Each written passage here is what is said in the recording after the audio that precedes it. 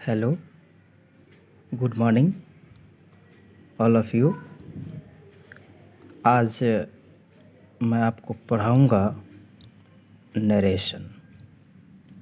वैसे मैं पहले बता दूं, कोरोना के कारण जो हम लोग की पढ़ाई बाधित हुई थी,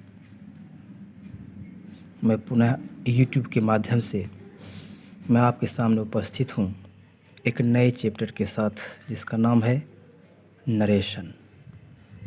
चलिए सबसे नरेशन के बारे में आपको बता दूं। नरेशन मतलब होता है कथन, और नरेशन एक नाउन है जिसका मतलब क्या होता है, कथन या विवरण। क्या होता है, कथन या विवरण।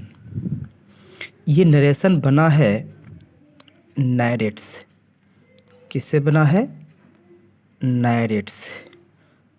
नैरेट एक वर्ब है जिसका मतलब क्या होता है, कहना। क्या होता है, कहना। नहीं, चलिए अब बात करते हैं नरेशन क्या है। कहता है ए narration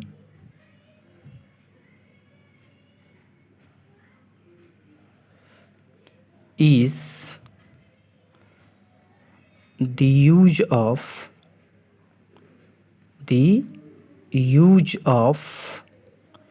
a written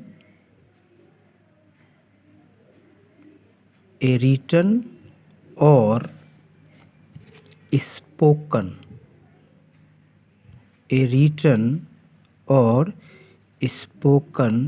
commentary, a written or spoken commentary to convey means देना, to convey a story to an audience मतलब श्रोतागण, ऑडियंस नहीं। जैसे मान लेते हैं, एक एग्जांपल लेते हैं, जैसे ही सेज। क्या हो गया, he says to me comma you are my best friend. You are my best friend. ये क्या हो गया, एक नरेशन है। मतलब लिखी गई या बोली गई जो एक स्टेटमेंट होती है, वही क्या होता है, नरेशन होता है। फॉर एग्जांपल एक और ले लेते हैं। ये क्या हो जाएगा, Ram said to me I love you. जैसे लेते हैं, दीपा said to me,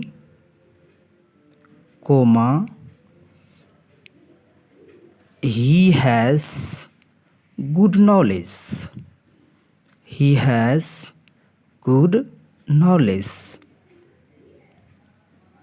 ये सभी के सभी क्या है, ETC। ये सभी के सभी क्या है, एक कथन है जो कि या तो लिखी गई है या किसी के द्वारा व्यक्त की गई है। अब चलते हैं काइंड्स ऑफ नरेशन। क्या हो जाएगा, काइंड्स ऑफ नरेशन नहीं, नरेशन के उन भागों को हम देखेंगे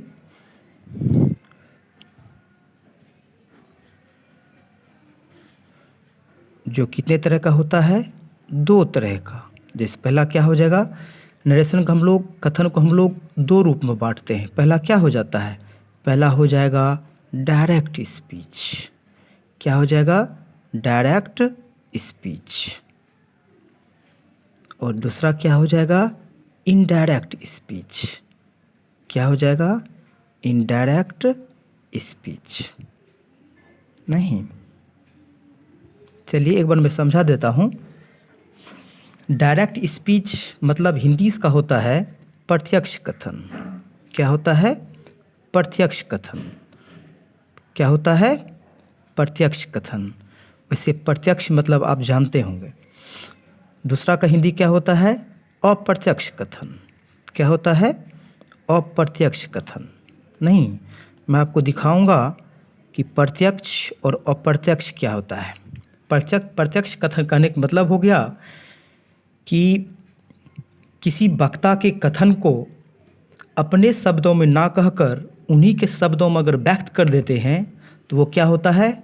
प्रत्यक्ष कथन होता है।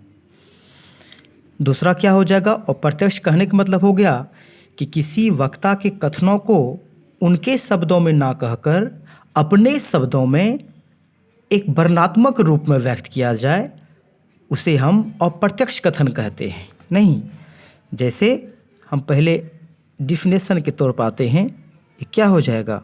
Direct speech. ये क्या हो जाएगा? Direct speech. इसका मैं आपको दिखाता हूँ परिभाषा। इसको हम लोग हिंदी में क्या बोलते हैं? प्रत्यक्ष कथन। क्या बोलते हैं? प्रत्यक्ष कथन। नहीं चलिए, प्रत्यक्ष कथन कहने का मतलब हो गया अ डायरेक्ट स्पीच। क्या हो जाएगा? अ direct speech. A direct speech is a part of a speech. Is a speech. क्या हो गया? अ direct speech is a part of a speech that is expressed in a direct way.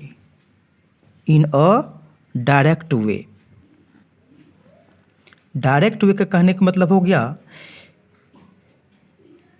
प्रत्यक्ष कथन। इसका हिंदी हो गया प्रत्यक्ष कथन का वह भाग है जो प्रत्यक्ष रूप में व्यक्त कर दिया जाए। प्रत्यक्ष रूप में व्यक्त कर दिया जाए कहने का मतलब हो गया किसी वक्ता के शब्दों को, किसी वक्ता के कथनों को उन्हीं के शब्द में व्यक्त कर दिया जाए, ये होता है डायरेक्ट कथन। जैसे मैं आपको बता दूं एग्जाम्पल, जैसे आप लीजिएगा, जैसे क्या हो गया? He said to me. क्या हो जाएगा? He said to me you are good. ये क्या हो गया? You are good. क्या हो गया? You are good. ये क्या हो गया? उसने, इसका हिंदी क्या हो जाएगा? ही सेड टू मी, उसने मुझसे कहा तुम अच्छे हो। नहीं, ये क्या हो गया? प्रत्यक्ष कथन हो गया। जैसे बात कर लेते हैं, she said to me you love मी।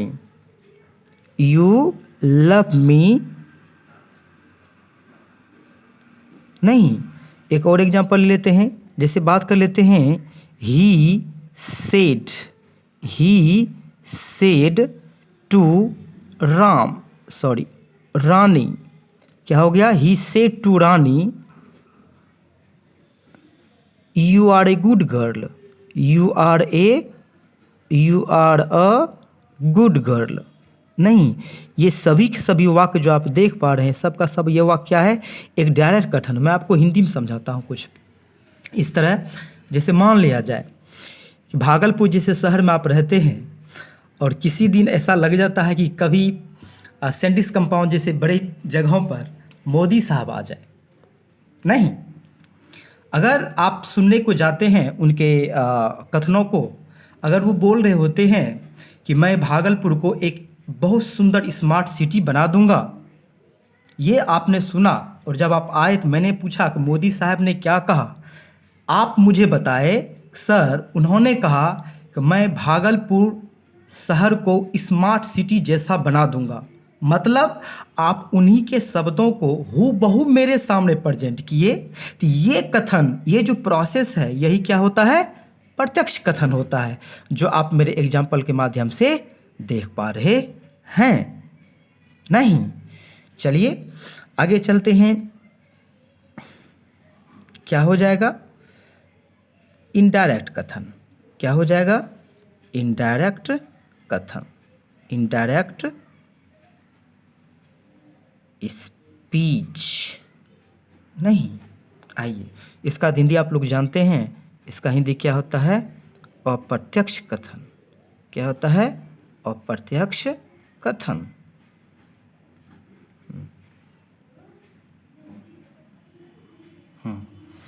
जैसे इसका डिफिनेशन देखिएगा, ये क्या हो जाएगा? एन। ये क्या हो जाएगा? An indirect. ये क्या हो जाएगा? An indirect speech is a part of a narration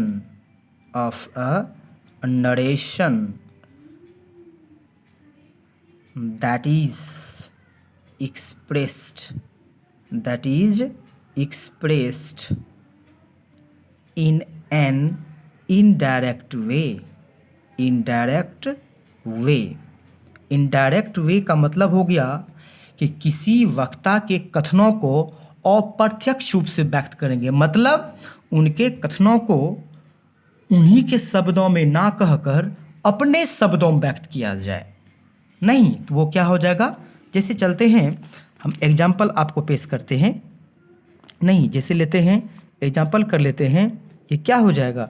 जैसे कर दिए, ही क्या हो जाएगा?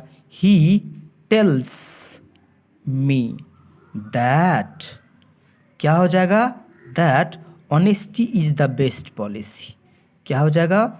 ऑनेस्टी इज द क्या हो जाएगा? Best policy. क्या हो जाएगा? Best policy. उसने वह मुझसे कहता है कि ईमानदारी सबसे अच्छी नीति होती है। यह क्या है? एक अप्रत्यक्ष कथन है। आप इस दैट को भी देखकर बता सकते हैं। अगर यहाँ पर दैट लगा रहेगा, मतलब रिपोर्टिंग वर्ब और रिपोर्टेड स्पीच के बीच में अगर दैट लगा रहेगा तो इससे भी हम समझ जाते हैं कि क्या है? Indirect speech. वैसे हम आगे बताएंगे कि डायरेक्ट और इनडायरेक्ट को कैसे रिकॉग्नाइज करेंगे। आइए एक एग्जांपल और लेते हैं। वैसे इसी टाइप में लेंगे। ये क्या हो जाएगा?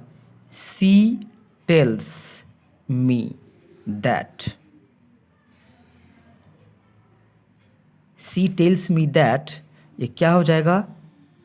The sun rises in the east.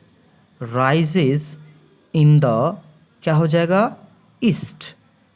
नहीं, एक और ले लेते हैं। जैसे हो गया, the teacher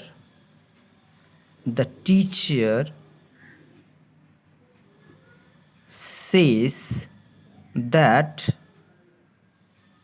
2 and 2 is 4। 2 and 2 is 4। ये सब के सब आपके सामने क्या है? इनडायरेक्ट स्पीच है। क्या है? Indirect speech. अब हम आपको बताएंगे कुछ ऐसे वर्ड्स जो कि परिभाषित होते हैं, उनका व्याख्या जानना जरूरी होता है। इसका हेडिंग मारेंगे। क्या मारेंगे? explanation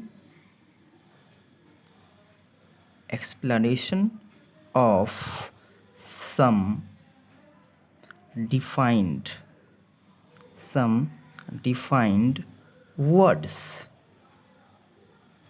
नहीं, चलिए इसको थोड़ा सा देखना है, इस समझने वाली बात है, इसको समझिएगा। सबसे पहले हम आपको बताएंगे इसमें बताना क्या सब चीज़ है। देखिएगा, ये क्या हो जाएगा? ये क्या हो जाएगा? Thank you. ये क्या हो जाएगा? ये क्या हो जाएगा? एक हम आपको बताएंगे पहले रिपोर्टिंग वर्ब क्या होता है। पहला हो गया। चलिए इसमें दूसरा देखेंगे, रिपोर्टेड स्पीच क्या होता है। रिपोर्टेड स्पीच, ये क्या हो जाएगा?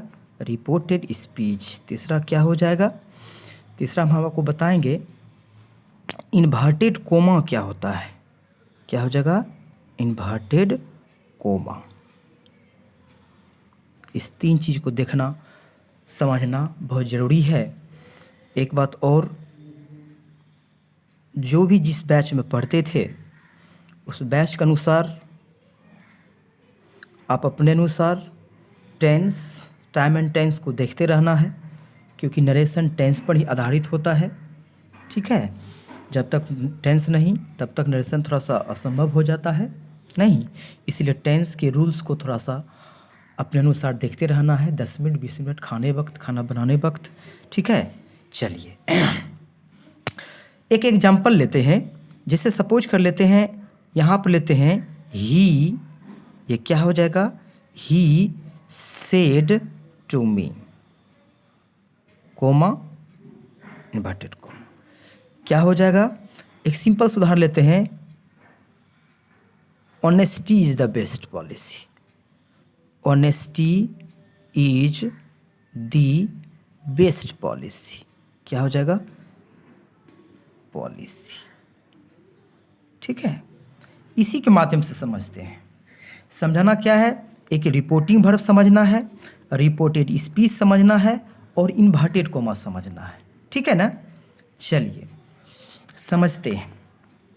ठीक है ना, रिपोर्टिंग वर्ब, वैसे अगर मैं बात कर लूँ, थोड़ा सा ध्यान दीजिएगा, यहाँ से लेके यहाँ तक, यहाँ से लेके यहाँ तक, इसको वैसे कहा जाता है, इसको इसे कहा जाता है रिपोर्टिंग स्पीच कहा जाता है।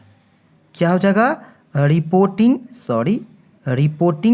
स्पीच कहा जाता है, ही से लेके मी तक। लेकिन अगर मैं सेड टू की बात करूं, सेड टू क्या हो जाएगा, रिपोर्टिंग वर्ब हो जाएगा। क्या हो जाएगा, रिपोर्टिंग वर्ब। ये आप कोमा देख रहे हैं ना, ये कोमा, यही कोमा आपको क्या कहलाएगा, इन्वर्टेड कोमा। क्या कहलाएगा, क्या कहलाएगा, इन्वर्टेड कोमा। क्या कहलाएगा, इन्वर्टेड कोमा। और इन्वर्टेड कोमा के बाद जो आप देख रहे हैं, ठीक है ना, ये आपको क्या कहलाता है, यहाँ से लेके यहाँ तक क्या कहलाता है, इसको हम लोग बोलते हैं रिपोर्टेड स्पीच। ये क्या हो जाएगा, रिपोर्टेड स्पीच। ये क्या हो जाएगा, रिपोर्टेड स्पीच। तो क्या समझे, ही सेड टू मी, इस पूरे को हम लोग क्या बोलते हैं, ही से लेके मतलब सब्जेक्ट से लेके और ये ऑब्जेक्ट तक जो आएगा, इसको हम लोग क्या बोलते हैं, रिपोर्टिंग स्पीच। लेकिन अगर आपसे कोई सवाल कर देता है रिपोर्टिंग वर्ब क्या होता है, तो ये ही और मी के बीच में जो सेड टू है या सेज टू है, यही आपको क्या कहा होता है, रिपोर्टिंग वर्ब। और ऑब्जेक्ट के बाद भी कोमा और इन्वर्टेड कोमा शुरू करते हैं, इसी दोनों को हम लोग क्या बोलते हैं, इसी को हम लोग बोलते हैं इन्वर्टेड कोमा। क्या होता है, इन्वर्टेड कोमा। और इन्वर्टेड, एक इन्वर्टेड कोमा से जो घेरा हुआ जो सेंटेंस है, आपको यही क्या कहलाता है, रिपोर्टेड स्पीच। क्या कहलाता है, रिपोर्टेड स्पीच। चलिए, ये तो बात थी कुछ डिफाइंड शब्दों का, जिसको समझना क्या था, बहुत ही ज़रूरी था, अनिवार्य था आप लोगों के लिए। अब हमको एक हेडिंग लगाते हैं, पढ़ना क्या है। वैसे आज पहला क्लास है, आज पहला क्लास है, ठीक है, इसीलिए आपको बहुत कम ही टाइम का, समय का वीडियो हम आप पर लोड कर पाएंगे, क्योंकि ये मेरा एक एक्सपेरिमेंट के तौर पर है। ठीक है, आइए, इसीलिए माइंड नहीं करना है। ठीक है, अब हम रेगुलर रहेंगे आपके साथ। कब रेगुलर रहेंगे, ऑनलाइन रहेंगे ये तो नहीं बताएंगे, लेकिन आपके साथ हम बने रहेंगे। चलिए एक हेडिंग लगाते हैं, changing into indirect speech. Changing into indirect speech का कहने का मतलब हो गया, कुछ ऐसे चीज़ हैं जिसको कि हमें पढ़ना होगा, और पहला उसमें क्या हो जाता है, चेंज ऑफ पर्सन। क्या हो जाएगा, चेंज ऑफ पर्सन, मतलब इसमें हम पर्सन को बदलना सीखेंगे। दूसरा क्या हो जाएगा, चेंज ऑफ टेंस। दूसरा क्या हो जाएगा, चेंज ऑफ टेंस, इसमें टेंस को हम लोग बदलेंगे। और एक 3 होता है, तीसरा क्या हो जाएगा, change of other parts of speech. change of other parts of speech, other parts of speech। इसमें स्पीच के कुछ ऐसे भाग होते हैं जो नरेशन बदलता है, उसको पढ़ेंगे। और ये तीन जो आप देख रहे हैं, change of person, change of tense और change of other parts of speech, इसी तीन को हम लोग क्या बोलते हैं? General narration. क्या बोलते हैं? General narration. और जनरल जो ही आप पढ़ेंगे ख़त्म होगा, उसके बाद चलेगा स्पेशल नरेशन। आज का क्लास हम यहीं तक रखेंगे। आप लोग सोचते होंगे सर लाइव क्यों नहीं आते हैं? बाबू लाइव में बहुत फंडे हैं, बहुत खर्चे हैं, ठीक है। हम किसी भी माध्यम से पढ़ें, सिर्फ पढ़ने से मतलब है। लाइव आएँ कि नहीं आएँ उससे कुछ फ़र्क नहीं पड़ेगा। कोशिश में हैं, लाइव भी आएंगे। आज की क्लास इतना ही। थैंक यू, कल मिलते हैं।